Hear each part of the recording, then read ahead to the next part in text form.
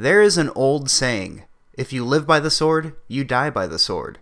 And in no case is this more true than in the case of Baked Alaska. If you are unaware of who Baked Alaska is, he is a former rapper turned BuzzFeed contributor who eventually left the company to chase the red wave into fame.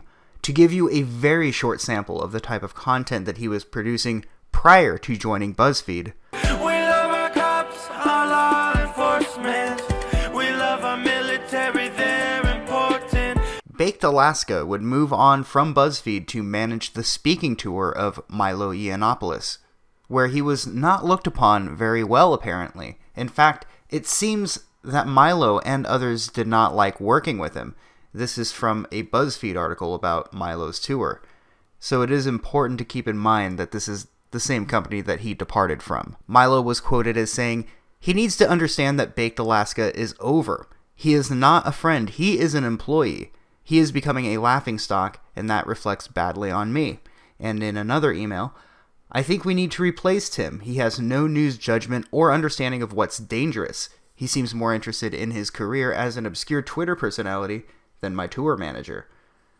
And then later on at the Republican National Convention, Yiannopoulos apparently deliberately chose a hotel for Baked Alaska that was far from the convention center, saying, "He's exactly where I want him. He needs the commute to remind him of his place." Sounds like a great boss. Following his firing from managing Milo's tour, Baked Alaska moved on to bigger and better things, like attending the Unite the Right rally, which became the centerpiece of wall-to-wall mainstream media coverage for a few months. Even still, to this day, it is a very sensitive topic, whether you be left, right, or center. Of course, after this all calmed down, there was a new genre of internet debate that started to pick up traction: internet blood sports. Even those that would argue that Baked Alaska was not a good moderator or a good host, and he was certainly not good at entertaining an audience, would admit that he has connections, or rather had connections, that allowed him to book some very interesting shows. Take, for example, Tariq Nasheed versus Jared Taylor, or Sargon of Akkad versus Andrew Anglin. This skill would be something forgotten about and disregarded by Baked himself, as his channel would soon spiral into streams of radio silence, where he would browse a subreddit made for him with content to view while he hung out in his room, usually alone. This was right around the time that his channel began circling the drain. Shortly before these daily streams, Baked Alaska's channel on YouTube received a community guideline strike, preventing his regular channel from live streaming, in effect causing the channel's activity to come to a complete halt. This would lead to Baked Alaska creating a new channel to host his shows on, which would be called the Baked Alaska Experience. What is the Baked Alaska Experience? Well, take one look at this image right here, and it's fairly obvious what that experience is. A single live stream that ends 2 careers, 1 relationship, several families, all for $2 Streamlabs text-to-voice donations that would insult those in the live stream for Baked Alaska's monetary gain, even after his friends and or associates pleaded with him to end the stream several times. Now that is the Baked Alaska Experience. They're telling you to shoot yourself, man. That's fucking based. New channels on YouTube face long milestones in order to monetize their content, which includes getting to 1,000 subs and getting 4,000 watch hours. He could have easily reached these milestones quickly had he focused on creating 2-hour debates once a week to get to these goals, all the while asking people to donate using Streamlabs. Instead, this new channel would start to go in a low-effort direction, attempting to stream daily vlogs in order to run out that 4,000-hour clock, preventing monetization.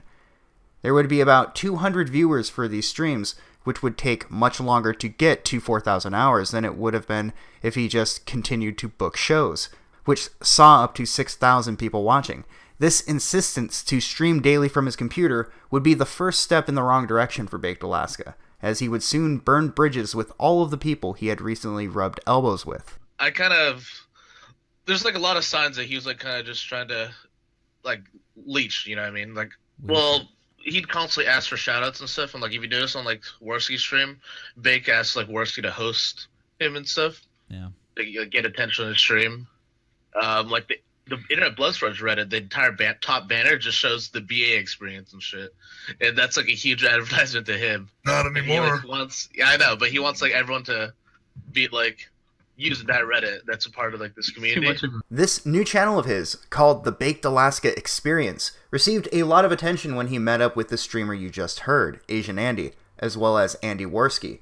Together, the trio went into town with a wireless speaker linked to one of their accounts, whether it be Streamlabs or Super Chats. Either way, anonymous people on the internet were able to send messages that would be read out loud. As you could imagine, the chat pushed the barrier, sending many, many donations in order to embarrass the three streamers while they were surrounded by normal people, who were likely very unfamiliar with the type of culture that was being broadcast. A lot of people that came across them were amused with this, that is, except for a few people, of course. Be a little bitch and apologize. You went after our talk shit. If you want to get out, I'm not. You gotta be a little bitch and apologize. I did, and I will talk shit. You talk shit. Do you guys seek Hill? Do you guys believe in sick? Do you guys like Hitler? Yeah, I'm good. You guys like Hitler? I am Like a a bitch. registered Apologize. sex offender. Do you like Hitler? Apologize like a bitch. He didn't do anything wrong. Get out of here. Oh, the rules are reversed. Get out of here, dude. Exactly. Let's see it. You're a leech. Get out of here. Get out of here. You're a bitch. You're fucking leech. You're here first, folks. Rex Tillerson is gone, baby. Later on in the stream, however, things got a little bit heated as law enforcement was contacted. Yeah, Yeah, to accept every call. It just sucks sometimes. I love the cops, and I appreciate your service. I'm a big patriot, and I support what you guys do. I back the Blue Lives Matter. So if that means anything, thank you. For real. We actually have a channel about that. That's Yeah.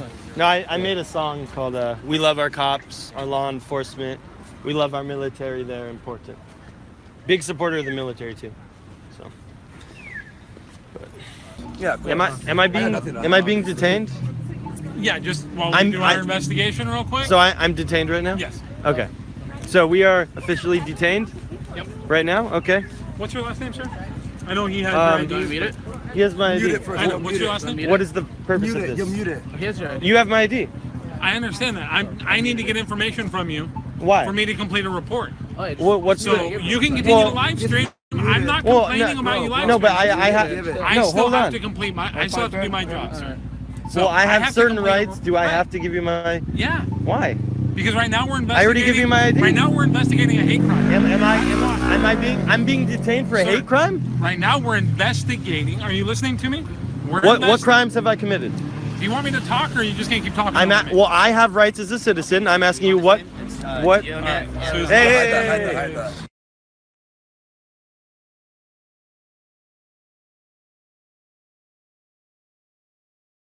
For some who watch IBS, these two clips were confirmation that Baked might not be working with a full deck of cards. However, these two interactions in particular pale in comparison to the things that have happened this past weekend. What we have witnessed this weekend was an intense combination of humiliation, amusement, outrage, and just about everything else you can think of to list. The beginning of this trash fire in question started on Baked Alaska's new channel, live streaming a small party at his house following a protest. It was this stream that was then streamed with additional commentary on several other channels. Those other streams had larger audiences than Bake's stream, despite being smaller channels. However, that was not the most interesting detail. To give a little bit of well-needed backstory, Mr. Medicare had been telling Baked Alaska to hook up a specific debate featuring former business partners Nick Fuentes and James Alsop for weeks. On the night of the stream in question, one of the streams watching Bake's self-immolation, which was hosted on the Ralph Retort, randomly had both Fuentes and Alsop come onto the stream. The two men argued back and forth for a little bit, but they stopped and bonded over the tragic comedy that was the Baked Alaska experience. Watching you pretend to be Alpha is 300. the You're sitting at saddest 800 thing I now. have ever seen. Thank you. So me shutting the fuck up and leaving is probably going to be dead. Mr. Medicare joined Baked Alaska's stream in an effort to talk some sense into him, and explained that a show he was supposed to book was instead happening on a different channel. Even though Mr. Medicare sounded like he was speaking from a mountain, he was still not convincing enough for Baked Alaska to heed his advice. Medicare also explained another popular contention about Baked's live streams over the past few days, where Baked Alaska was seeking to moderate, quote, toxic content. Was Baked worried about toxic and mean content, or was he attempting to distance himself from chat for a woman he brought over? Perhaps a little bit of both. But that's right, the same guy that marched with Mike Enoch at the Unite the Right rally, and the same guy that cultivated an audience from image boards, is concerned about mean words in the chat. This conversation with Medicare was, of course, continuously interrupted by text-to-speech Streamlabs donations that berated Baked Alaska for the low cost of $2 each, which led to things getting rather heated towards the end. After Jim left, the stream did not disappoint. One of the people featured in Baked Alaska's stream, a man affectionately named Chaggot by the chat, made a bit of a provocative statement about female high school teachers seducing their students, saying that these teachers should be given a raise.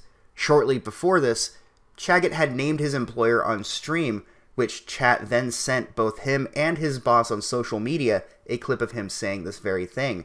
If the stream was still around, you can actually track the exact moment that this happened by the expression on his face.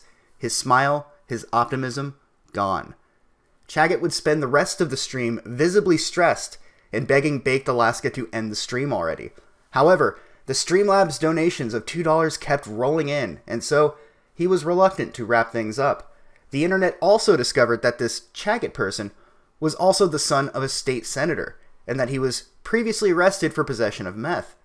Amusingly, he would have only had a DUI, but as he was being arrested, when asked if he needed anything from his car to take to jail with him, he actually asked the officer to pass him a headphones case that had contained the meth. If that wasn't embarrassing enough, people online also found a book written by Chaggot's father about raising a child who is autistic, and it was also discovered that the father and Chaggot's sister gave TED Talk speeches about growing up with an autistic family member.